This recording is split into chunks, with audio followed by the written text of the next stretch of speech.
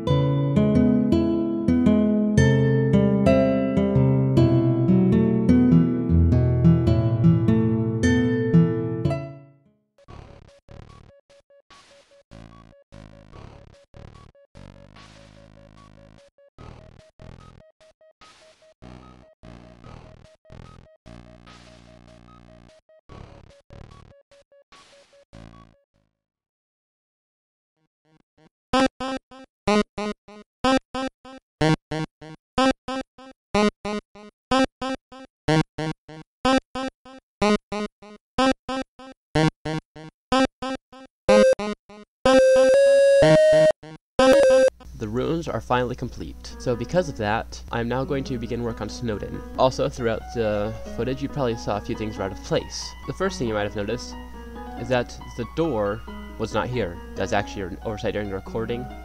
It's fully functional. Put purple concrete in. Take the advice.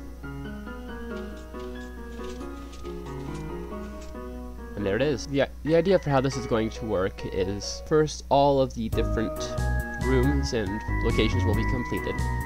Then the traps will be more fleshed out. Another trap which is functional, but I completely forgot to remake, was this one right here. So, if you press the switches which have been marked, they get removed. The dummies here, I'm not sure if I will add a fully functional demo fight or not. If I can find it doable with commands, I might implement all the different turn-based combat things. If not, it's not going to happen, which is probably more likely, but we'll see. The save points are fully functional at every location, along with these trapdoors which fall out beneath you. This room is also intentionally darker from the rooms above it, just to give it a more ominous feel down here.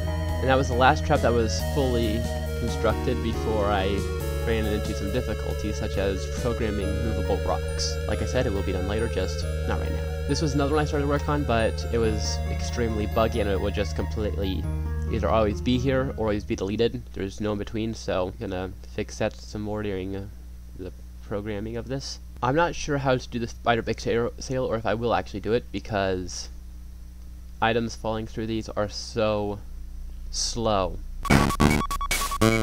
Like seriously, once wait for that. It probably wouldn't have been that hard to honestly rig everything to be destroyed up there, but I figured I'd just settle with the explosion sound effects for now, and I would add the commands later. As I showed off, if you flick the wrong switch, you get sent to the trap room. I'm not even sure what that place is called. And one final technical thing. You can't place pies, you can only place cake. So, it's either pie in an item frame or a cake. And I chose the cake because it just gives it more depth than you would just get from an item frame. Now that's where I'm going to talk about in-depth building things, and how this was actually done. When you're building a top-down game, you need some kind of ruler for it. So the easiest ruler will clearly be the player. But how do you measure the player? At first I made the mistake of assuming the main character as being the same size as you, but actually the main character is just like about 1.5 blocks tall. So I found that out by comparing the character to the spike blocks, which I then took to be 1 block, so then that resulted in how I measured this whole room. And literally everything else, including this hallway. I measured every single block. I measured where all of the vines are supposed to go. I measured where the big vine clusters go. I measured everything in this room. Is it 121 blocks long?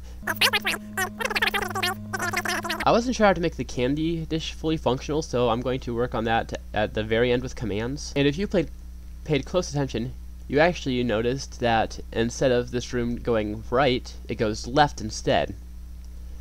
That's because in the actual game, if you were to actually try to build something like this, it would just loop over itself. So that room over there would just be right in here, so I saw some other people like put ladders and such, so you just go up over each time, but I mean that just didn't really feel right, because each transition in between the rooms in the game was just so simple, and I felt like the ladders would just be too slow and clanky. I mean, I probably could have finagled something with command blocks, but it just doesn't feel right, so I just decided to swap those two rooms around so I could do this. And here's the ruins overlook area, which is what I call it. I'm not sure what the technical name is, but I was actually very limited, and I did not really want to do the black concrete behind the window because I just feel like that just completely strips it of all the depth that the build has, but I didn't have much of a choice. I'm literally building on top of Toriel's house, so yeah. Another building technique I took from YouTube was actually forcing a perspective, because you see here, it's 3 blocks long, and it's 3 blocks long here. But back here, it's only 2 blocks. So that way you get the illusion that it actually goes back further than what it actually does. And I use the same here. I It's 3 blocks, and then it's 2 blocks on the side, and then 2 blocks back here. Also, some build secrets throughout the whole thing is that whenever you see cracks in the walls, you should look for a room behind it. I did not just completely make it a void, so be on the lookout for those details. And in the house, some smaller building issues.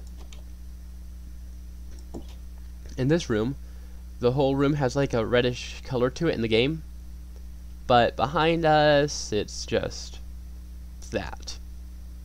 If you know how to fix it, please tell me. Same with Royal's room. And for the mirror, I just took the oldest trick in the book. You just recreate the room back here. That is a joke room completely, so yeah. I'll let you see the jokes for yourself when the map comes out. It's something which you definitely cannot tell, that these are actually 2 different blocks for the floor and for the wall. The floor uses magenta and the wall uses purple. But with the lighting, you can't really tell a difference, so I was trying to give it variation, and so I just made it even more monotone, which probably works just as well as it would normally. And once again, I had to measure all this. It was pretty much guesswork, but what I got was consistent each time, so I don't even remember how long that was.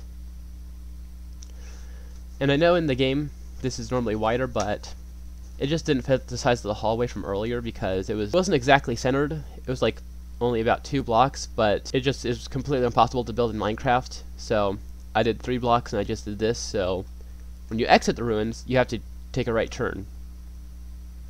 And you go out to Snowden. But this isn't the only project I'm working on.